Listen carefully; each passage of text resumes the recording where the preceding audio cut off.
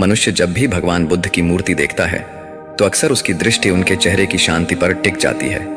बंद आंखें, हल्की मुस्कान और एक ऐसा भाव जैसे वे इस संसार से बहुत ऊपर हों। लेकिन कुछ क्षण बाद एक प्रश्न मन में उभरता है, उनके सिर पर ये उभरे हुए घुमाव क्या हैं? क्या ये उनके बाल हैं या किसी गहरे रहस्य का प्रतीक? यह प्रश्न केवल आज का नहीं है, यह उसी समय जन्मा था जब सिद्धार्थ ने सत्य की खोज में अपने जीवन की सबसे बड़ी त्याग यात्रा शुरू की थी। राजमहल के वैभव को छोड़ते समय सिद्धार्थ ने किसी से विदा नहीं ली, न माता से, न पत्नी से, न पुत्र से। उन्होंने केवल अपने भीतर उठती उस पीड़ा को सुना जो कह रही थी कि यह जीवन अधूरा है। उसी रात उन्होंने अपने लंबे बालों को काट दिया। वह क्षण केवल मुंडन का नहीं था, वह अहंकार और पहचान के त्याग का क्षण था। अब वे राजकुमार नहीं थे, वे केवल एक साधक थे। दिनों तक चलते हुए वे एक निर्जन वन में पहुंचे। वहां एक विशाल वृक्ष था।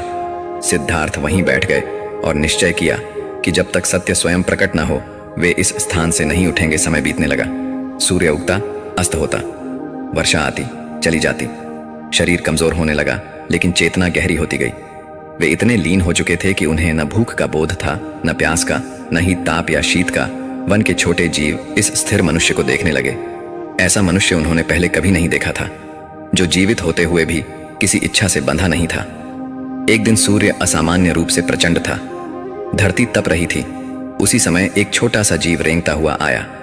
उसने उस साधक को देखा और उस शांति को महसूस किया। उसे लगा कि इस तपती धूप में इस साधक का ध्यान विचलित हो सकता है। वह धीरे धीरे उसके समीप पहुंचा और उसके सिर पर चढ़ गया।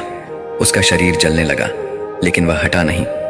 कुछ समय बाद अन्य जीव भी वहां आ गए, जैसे किसी मौन संकेत ने उन्हें बुलाया हो। एक एक कर वे उस सिर पर स्थान लेते गए। वे किसी पुरस्कार की आशा में नहीं थे, वे बस ये महसूस कर रहे थे कि इस साधना की रक्षा करनी है। धीरे धीरे एक परत बन गई, त्याग और मौन करुणा की। रात आई, हवा चली, कई जीव थक गए, कई ने वहीं अपना शरीर छोड़ दिया, लेकिन साधना नहीं टूटी। और फिर वह क्षण आया जब भीतर का अंधकार पूर्णतः शांत हो गया। सिद्धार्थ जागे, उन्होंने आंखें खोली और अपने सिर पर हाथ रखा। वहां छोटे छोटे निष्प्राण शरीर थे, जिन्होंने बिना किसी अपेक्षा के अपना सब कुछ दे दिया था।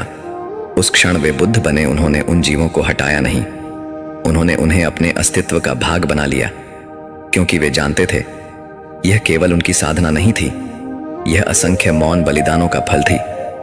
आज जब हम बुद्ध की मूर्ति देखते हैं और उनके सिर के उन चिन्हों को देखते हैं, तो हमें याद रखना चाहिए, वे बाल नहीं हैं, वे करुणा की कहानी है, वे त्याग की स्मृति हैं। वे यह याद दिलाते हैं कि सच्चा ज्ञान अकेले नहीं जन्म लेता,